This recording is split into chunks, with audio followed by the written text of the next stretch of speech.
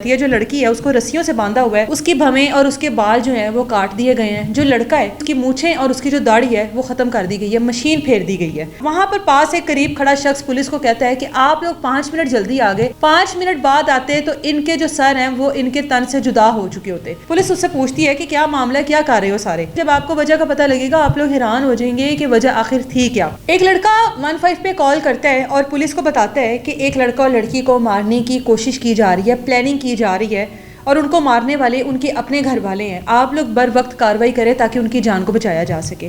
Police جب وہاں پر پہنچتی ہے تو عجیب و غریب منظر دیکھتی ہے، حیران ہو جاتی ہے. جو لڑکی ہے اس کو رسیوں سے باندھا ہوا ہے، اس کی بھویں اور اس کے بال جو ہیں وہ کاٹ دیے گئے ہیں. جو لڑکا ہے اس کو بھی سیم منظر اس کا بھی ہے، لیکن اس کی مونچھیں اور اس کی جو داڑھی ہے وہ ختم کر دی گئی ہے، مشین پھیر دی گئی ہے.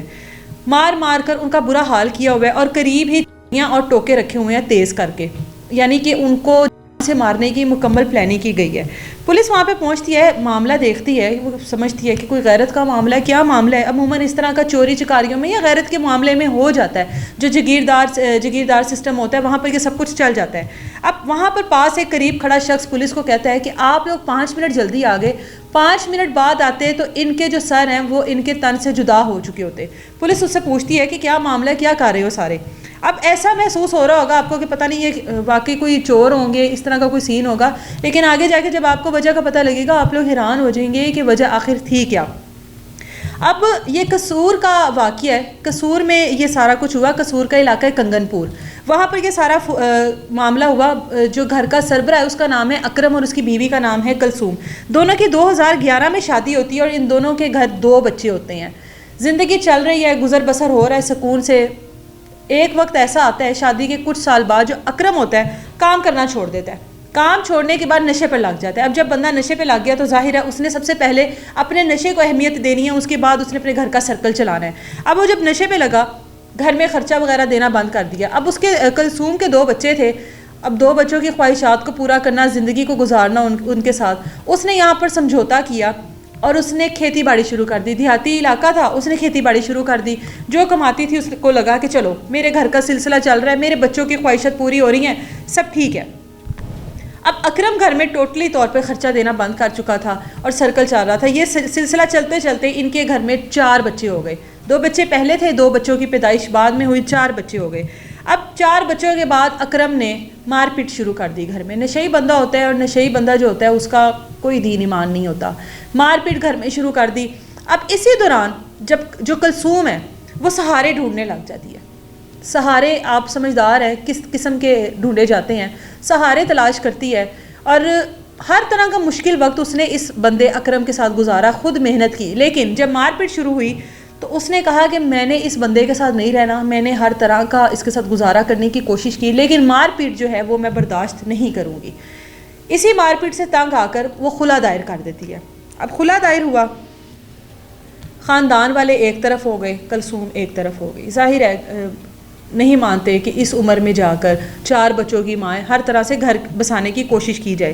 اب کلثوم نے خلا دائر کیا، عدالتی جو بھی پروسیجر ہوتا ہے وہاں سے وہ گزری اور اس کے بعد کلثوم کا جو خلا ہے وہ ہو جاتا ہے.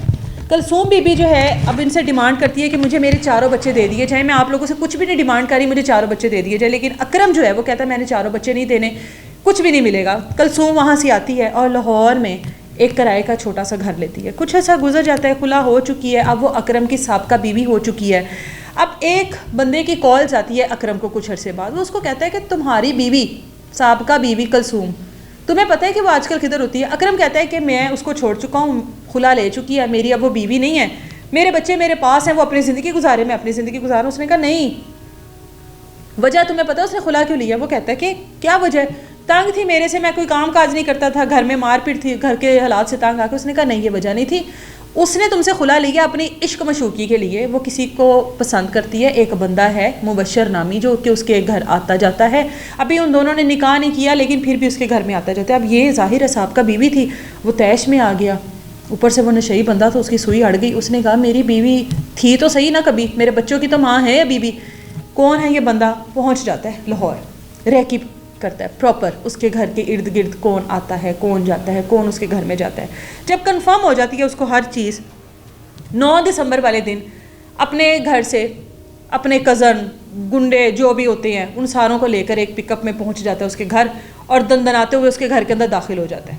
نہیں اس کو ہوتا کہ سابقہ بیوی ہے اب میرے نکاح میں نہیں ہے, اس کے گھر میں گھس جاتا ہے. اب اس کو پوچھتا ہے کہ مبشر کتھے, وہ کہتی کون مبشر, میں تو کسی حواس باختہ ہو جاتی ہوں, کہتی میں تو کسی مبشر نو نہیں جانتی. کہتا ہے مبشر تیرا جو اتنے آندے تینوں ملن واسطے وہ کتھے. وہ کہتی ہے کہ یہاں پر کوئی نہیں آتا. کلثوم کو پک اپ میں دھکا دیتے ہیں, لے جاتے ہیں اور کہتے ہیں کہ مبشر کو کال کر اور اس کو بلا, جب اس کو بلائے گی ورنہ تو بھی جائے گی جان سے اور وہ بھی جائے گا. کلثوم ڈرتے ڈراتے مبشر کو کال کرتی ہے, مبشر پہنچ جاتا ہے. مبشر کو بھی گاڑی میں پھینکتے ہیں, لے جاتے ہیں اپنے آبائی علاقے کنگن پور میں. ظاہر ہے وہاں پر ان کی چلتی ہے, وہاں پر لے جا کر ان دونوں کے ساتھ جو سلوک کرتے ہیں, جو میں نے شروع میں آپ کو بتایا کہ ان کو باندھا جاتا ہے, ان کے بال جو ہے وہ کاٹ دیے جاتے ہیں, بھویں کاٹ دی جاتی ہیں, جو مبشر ہے اس کی مونچھیں اس کی داڑھی جو ہے وہ ختم کر دی جاتی ہے. وہاں پر اس کے بعد اور جو بھی ٹوکے وغیرہ ان کے پاس ہوتے ہیں وہ تیز کیے جاتے ہیں, اور جتنا ہو سکتا ہے وہ مار پیٹ کرتے ہیں, جتنا ہو سکتا ہے ان کے ساتھ تشدد کرتے ہیں. پہلے ان کو مارتے ہیں اور ہر مار کے بعد اکرم کلثوم کو کہتا ہے کہ یہ میں ابھی اپنے آپ کو سکون دے رہا ہوں, جو سلوک تو میرے ساتھ کر کے گئی ہے یا جس طرح سے تم مجھے چھوڑ کر کسی اور مرد کے ساتھ جو سب کچھ کر رہی ہے, یہ ابھی اس کا میں تجھے بدلہ دے رہا ہوں. ابھی 5 منٹ کے اندر اندر یہ شاید اس کو مار دیتے اگر پولیس بر وقت کارروائی نہ کرتی. یہ پورا وقوع تھا جس کی وجہ سے یہ سارا سلوک کیا گیا ان لوگوں کے ساتھ. اب جو کلثوم ہے اس نے اپنی مدحیت میں ان سب کے خلاف پرچہ کروایا ہے نامزد, جس میں جو اکرم ہے اس کو اس نے نامزد کیا, جو اس کے ساتھ اس کے کزن جو بھی وہ گنڈے وغیرہ لے کر آیا تھا ان سب پر اس نے پرچہ کروایا ہے. اور اب وہ خود سے کارروائی کرے گی, کیا کارروائی کرے گی, کس طرح سے اپنا بدلہ پورا کرے گی ان لوگوں سے, وہ دیکھنا بھی باقی ہے. اجازت دیں مجھے, اللہ حافظ.